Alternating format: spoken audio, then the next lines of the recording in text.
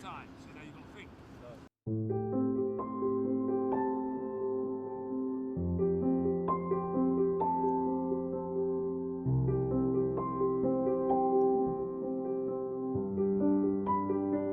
Everyone else just drop your bibs off here, please. You need over there with Junior, then Brooks over there. Green here, I need back three. Brooks over that way, mate. Charlie and Lowe. Junior's on that. This was the first club that I actually felt like it was like home, as they call it. I really settled here. I had a good relationship with the fans. Everyone's looking for that bit of consistency, and we're no different in that respect. Such a brilliant place to work. We just need everyone to be together. We're on a bad run of form, but one win and everything can change. I've been in the game for 10 years now. Barnet's always been a good club to come to, and it's always been one of the stronger league teams. Look at the setup and the infrastructure, then you can tell that it's got a bit of history, a bit of backing behind it. I think it's got some of the best facilities, or probably the best in this league. Obviously we've got a medical centre as well, that tops it. Everyone at this football club wants, which is to get in those playoff places and find ourselves in League Two. Football's been a part of me from a very small boy, so I'm fortunate enough to be doing it at a club that's close to my heart, because I enjoyed a period of my career here that I played in the early part of my career. It just sort of was what I would class as the real start of my career. I love being the manager. Obviously, everyone likes winning games, so they're normally my most enjoyable moments when the final whistle goes and we've won a game. The most frustrating moments are when we've either drawn or lost. No, I think he's one of the good guys in football. He's only just finished recently himself. He knows what it's about, and I think he makes it enjoyable to come in every day. He's an actual footballer himself, so he wants the boys to play football and enjoy having the ball. And I think every session that we've had since I've been here is always, involved. There's no real old school mentality of him just getting and running or anything like that. He keeps his mentality the same whether we win, lose or draw. That keeps the boys on side and keeps everybody happy, because obviously with a big squad you've got to keep everyone in the frame and keep everyone happy. It's very influential because of the way he likes to play, like we like to play football, so he implements that in training, and before the games he's not a manager that shouts like an old school manager. I think he's modern, and I think that helps us. How he's coming across to the fans is huge, and that's one great thing about Darren. He's not afraid to give his opinion. That's what makes him such a brilliant coach and a brilliant message to the club to send out from him. He will always give his opinion. He's always honest to the supporters, to us, to anyone. What you see is what you get. I'm as frustrated as anyone, because we're still searching for that consistency. But stay with us. I obviously look at the performance and individuals, and maybe where we can do better and where we've played okay. No one sort of criticises me or dissects defeats more than I do.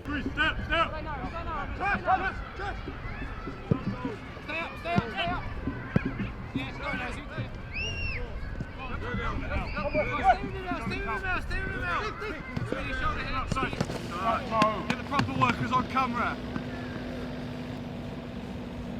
Nice. We love it, don't we, keepers? He's a really nice guy. He's one of the easy ones to manage, because he's a very professional person that has played at the higher level, so totally understands what it takes to play as a professional at a higher level. I think he's a born winner. You can tell from the career he's had. He's played at the highest level, England international, and played various throughout the leagues at a lot of different clubs. And the minute he came in, it feels like he's been here for years. That he's a leader within the dressing room. He's someone you can speak to. He puts his arm around the players' shoulders, constantly telling these players how good they can be. He's crucial for this football club, and he's on obviously a great run of form himself. He's probably one of the best goalkeepers in the league. He's always our last line of defence. He's certainly rubbed off on the younger goalkeepers that he works with day in, day out. Obviously he works with the whole group, but when he's doing his specific work with the young goalkeepers, I know he's having an influence on them. So just a really good guy, very good professional, and he's been excellent for us. I'm grateful for him, given the opportunity to come and play here. He's always been good to me, but I feel like I'm good to him. I feel like I come in, do my work, do what I'm asked to do, and long may that continue. Take your time, Orange. Well done. Green, bring it back. I've been playing football since I was 7, and since then I haven't looked back.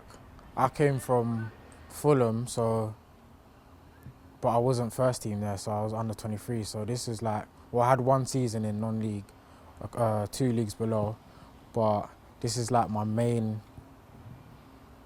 big experience in men's football. So I think it's tough, but I'm ready to go higher.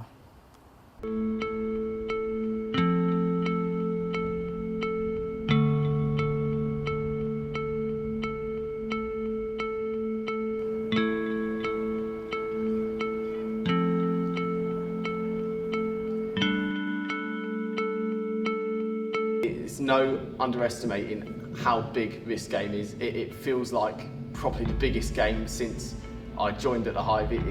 It's a huge game for the club, and it could really be a turning point with us not having a fixture on Saturday. Massive that we win and we go into this break with our tails up and ready to attack 3 games which we'll see as winnable between now and the 26th of December. It's massive.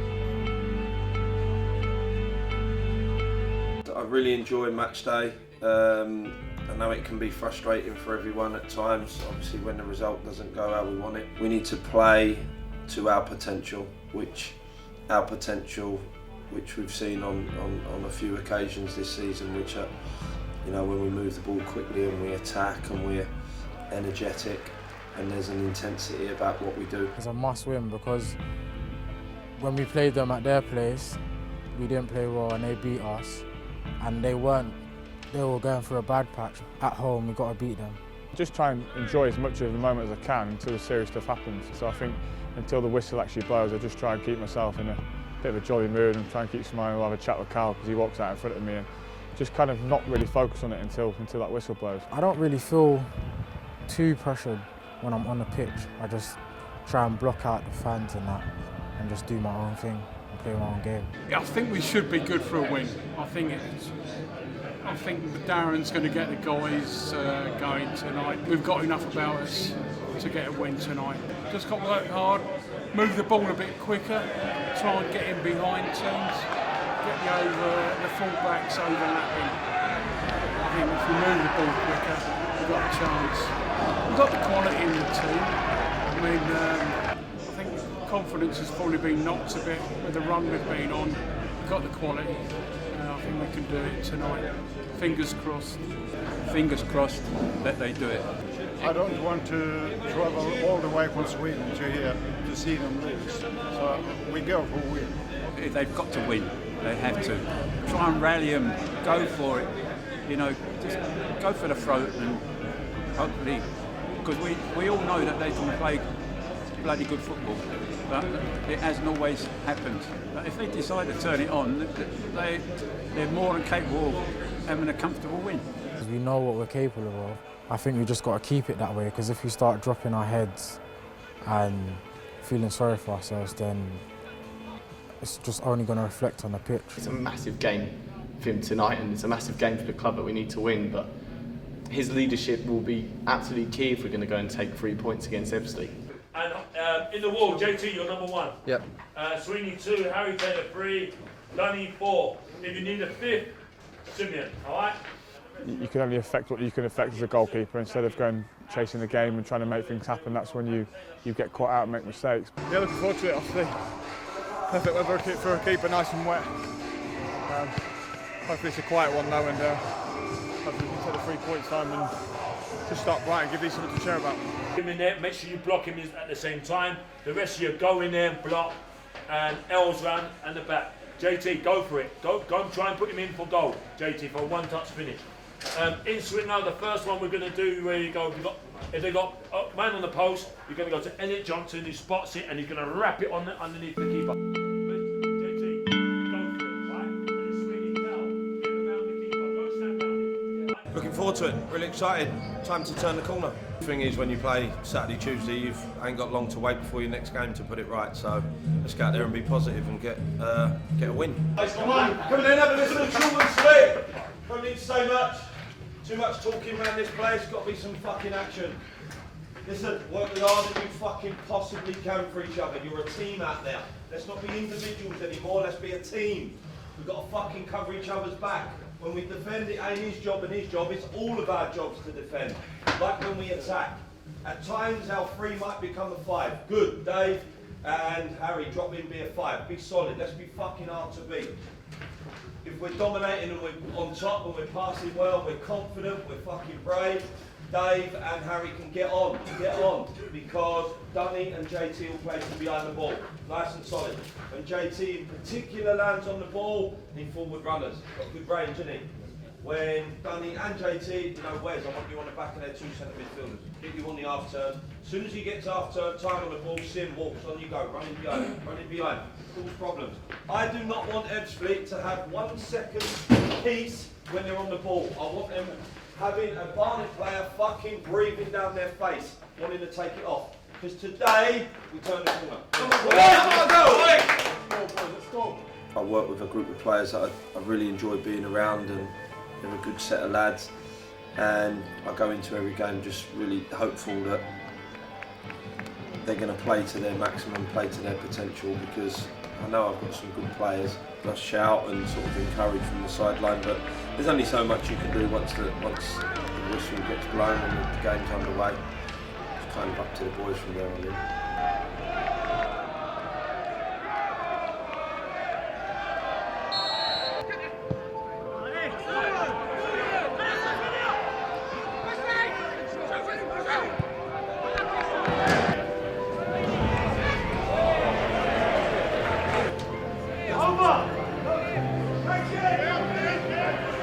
Taylor goes for goal from distance. What a goal! That is sublime. Jack Taylor from 35 yards. Sensational. That is one of the best goals I have seen and has come out of nothing. Barnet 1, Ebbsfleet 0. I'd be surprised that wasn't goal of the week this week. It was an absolutely wonderful strike from Jack Taylor from nothing, really, just firing it to the top corner. Jack Taylor tries to thread it through. Akinola then picks up the ball inside the box. Akinola comes into the corner. Barnet are in front again just before half-time. Akinola with his 7th league goal of the season. Sutherland lets it run. Jack Taylor read that, stepped in and intercepted for Barnet, and now releases Akinola. He's onside. Akinola driving down the left-hand side inside the penalty area. Steering Akinola to put Barnet ahead again, which he does.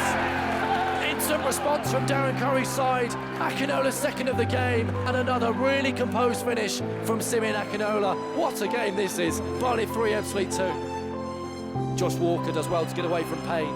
It's 3-on-4 for Barnet. Josh Walker driving up against Obalai. Still going Josh Walker, and still inside the penalty box. Josh Walker finds the corner. What a brilliant individual goal from Josh Walker. Determination and a composed finish at the end of it. Barnet 4, Ebbsfleet 2. Akinola trudges up in the usual way and rolls it into the corner.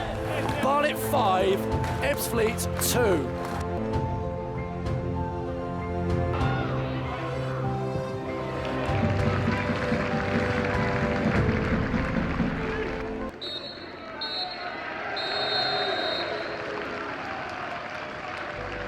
I think if you look at the squad we've got and, like I said, the infrastructure, we should be aiming for playoffs. I think if we don't get playoffs, I think everybody to a man will be disappointed. I know it's not any given just because of the name of the club or the size, but you know, we've got a lot of ability in this changing room, but this league's about consistency. But I think if we said that we weren't aiming for playoffs, then I think there'd be no reason to be here. I think we've all got to have aspirations and ambitions, and you know, I'm not going to say we're going to go up, but that's definitely the aim, and we definitely want to be there. You know, and it's a tight league. You only have to put a little bit of a run together, and you're right in the mix. Hopefully, we can get back to where the club's been for a long time, where it probably rightly belongs. There's going to be. I've said it all along. I've played in this league long enough, and there's going to be times where you might. Unfortunately, you don't want to do it. You might lose 3 in a row, but like I say, if you win 3 in a row, you're right back in the playoffs. I remember my first year at Hartlepool. We played Tranmere before Christmas, and they were like 16th, and they went up on 8 odd points. So. You just need to put a run together, and as long as we stay in and around it, so it's always within touching distance, and I think if they stick with us and you know, we give them the performances they want, then hopefully we can, you know, come April, we can be there or thereabouts. What I think the club needs is a bit of stability. I'd like to be the person that gives it that stability. I'd like to develop players as well as win football matches. And there's so many clubs who, like Barnet, when they start the season, you're talking 20 teams of the 24 all probably have ambitions to be in that playoff places. It's so competitive and anyone can beat anyone, and anyone can go on a really good run of form and anyone can go on a bad run of form. We still only find ourselves 8 points off the playoffs. In football, that's nothing. You can easily change things around and go on a run. You can't just chuck money at it, because chucking money at things in this division is no longer a guarantee that you'll find yourself in League Two in 12 months' time. Ultimately, I'd like to see the Hive full up every weekend. That's got to be the sort of long-term target. Without their support, this club is not going to improve, and you've got to turn up in your numbers and you have to vocally get behind the team, and that connection between the fans and the players and the club as a whole is crucial. It's normally underestimated by people who don't work within football how key it is, but when this place has a good atmosphere, it genuinely makes a difference. It's so difficult for clubs who come down from League Two to rebuild and get themselves promoted from the National League to League Two. It's such a difficult league to get out of. We've got a lot of young players here with huge potential that I really want to encourage and help make better, not only for the time they're at Barnet, for when they move on and go to hopefully as high as they can in the pyramid. But you know, it goes without saying that we want to get back in the Football League. I'm still confident that we can have a push for the playoffs. If we can get to that stage where we're in the playoffs, teams ain't going to want to play against us, because I think people know we're a good side, but we're a good side that's just probably lacking a little bit of consistency at the minute.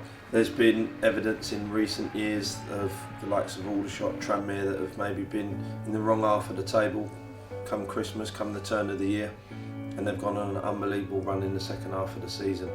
That may well be us this year, because we've got the players, we've got the ability.